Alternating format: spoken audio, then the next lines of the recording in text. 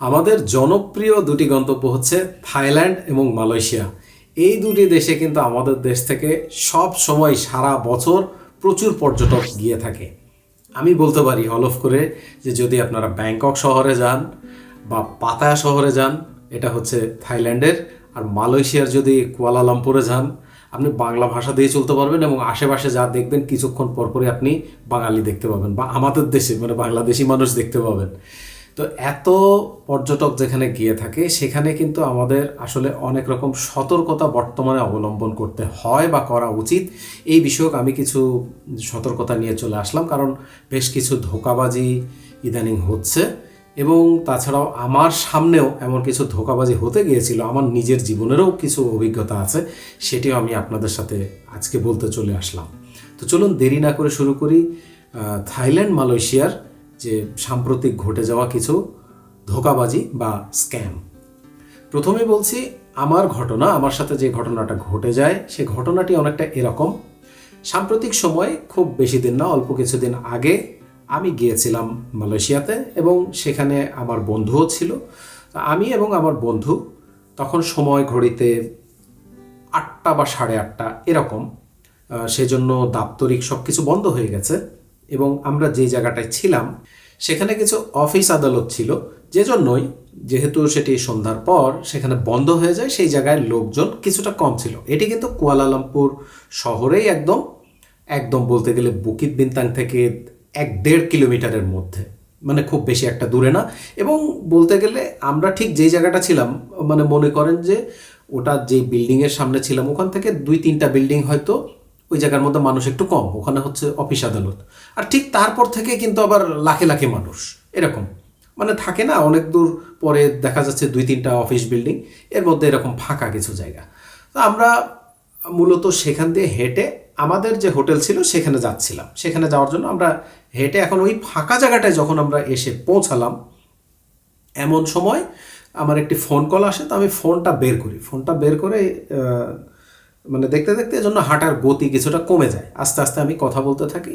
ঠিক এমন সময় একজন ভদ্র মহিলা আর ভদ্রলোক, যাই হোক তারা ভদ্র কিনা আমি জানি না, মানে বলার জন্য বলছি, মানে একজন প্রাপ্তবয়স্ক বলা যায় বা আমাদের থেকেও বয়স কিছুটা বেশি হবে, হয়তো 50 বা 60 এরকম হবে বয়স, যে পুরুষ যিনি ছিলেন, আর মহিলা যিনি ছিলেন তার হয়তো কিছুটা কম হবে। এবং এমনভাবে আসলেন দুজনকে দেখে বোঝা যায় তারা হয়তো স্বামী স্ত্রী। এবং পুরুষ যিনি ছিলেন তার মুখে মোটামুটি দাড়ি আছে, মানে দেখে কিছুটা মনে হচ্ছে উনি হয়তো আরব কোনো দেশ, এমন কোনো দেশ থেকে এসেছেন, এমন হতে পারে।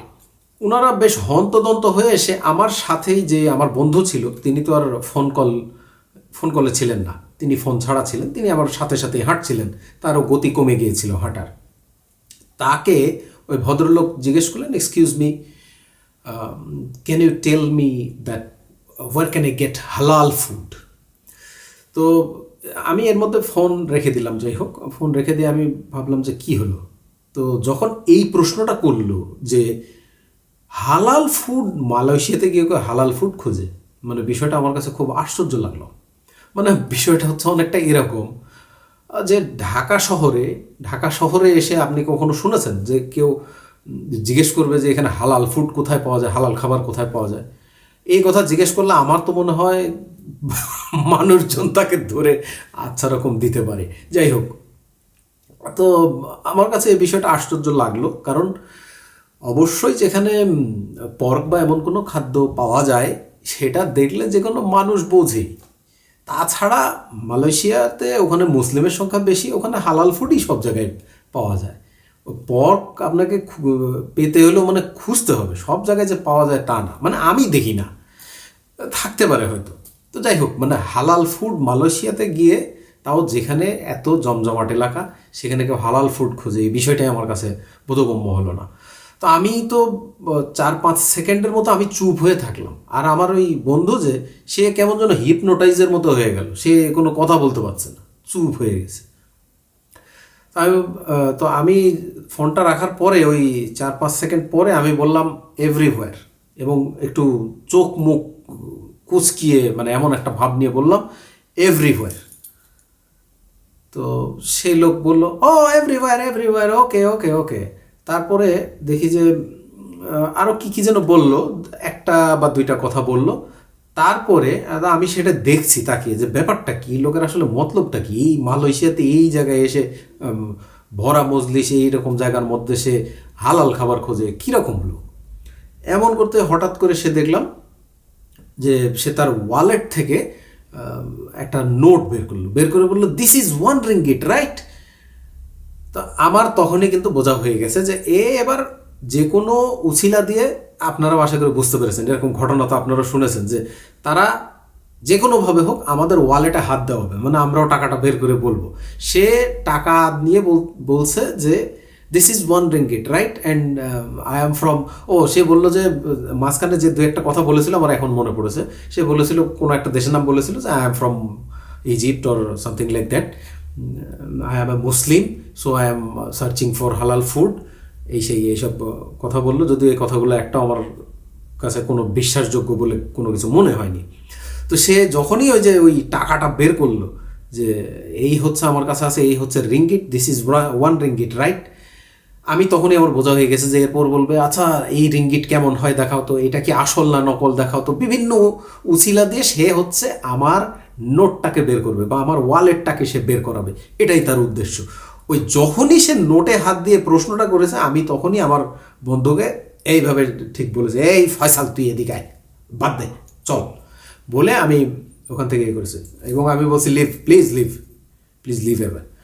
তো যাই হোক, আমি অনেকটা সুস্থ মস্তিষ্কে ছিলাম এবং তারা হয়তো হিপনোটাইজ করার কোনো চেষ্টা করতে পারে, হয়নি, শুকুর আলহামদুলিল্লাহ। আমি এইভাবে করে আমি আমার বন্ধুকে নিয়ে তীব্র বেগে তারপর সেখান থেকে হেঁটে আমি চলে আসি। এবং আমার তখনই মনে পড়ে যায়, এরকম তো কম মানুষের লেখা পড়িনি, অনেক মানুষই কিন্তু বিভিন্ন ব্লগের মধ্যে লেখে যে তাদের কি অভিজ্ঞতা হলো। থাইল্যান্ডে এটা খুব বেশি হয়, মালয়েশিয়াতেও হয়, এবং এটা আমি জলজ্যান্ত প্রমাণ আমি দেখলাম। তাছাড়া ওই ব্যাটার খাইয়ে দেয়, কাজ নাই, একটা মুসলিম দেশ থেকে যদি এসেই থাকে, তারপরে সে আসার পর কি সে হালাল খাবার খুঁজবে, তাও মালয়েশিয়া, তাও ওই আমার মতো ওই একজন বা দুইজন যেখানে হাঁটছে, যেখানে মানুষ কম, ওই জায়গায় যে নাকি ওই রেস্টুরেন্ট যেখানে আছে ওখানে গিয়ে দু একজন মুসলিম দাড়িওয়ালা হুজুর টুজুর থেকে জিজ্ঞেস করবে যে ভাই এখানে কি হালাল খাবার পাওয়া যায় কিনা। এগুলো কোনো মানে হয় না, এগুলো সম্পূর্ণ ফলস, মানে বোগাস।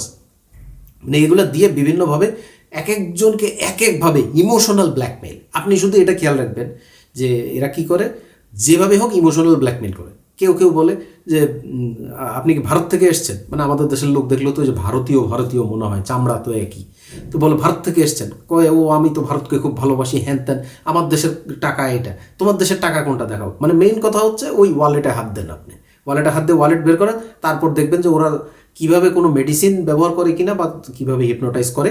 ওই মানিব্যাগে যখনই হাত দেবেন তখন ওরা কোনোভাবে আপনার মানিব্যাগ থেকে বা ওয়ালেটের থেকে তারা টাকাটা নিয়ে নেয় এবং তারপর চম্পট বা হাওয়া হয়ে যায়। তো এই বিষয় থেকে আপনারা সাবধান থাকবেন। যে কেউ যদি এইভাবে গায়ে পড়ে কোনো কিছু, বিশেষ করে টাকা সংক্রান্ত এরকম করতে আসে, তাহলে তাদের থেকে এড়িয়ে চলবেন বা তাদের থেকে দূরে থাকবেন। সুস্থ মস্তিষ্কে থাকার চেষ্টা করবেন।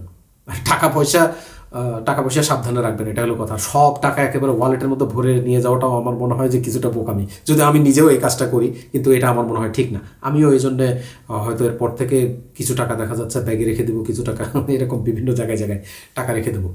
সেক্ষেত্রে আবার টেনশন বেড়ে যাবে, সব কিছুই আবার ঠিকঠাক মতো গুছিয়ে রাখতে হবে।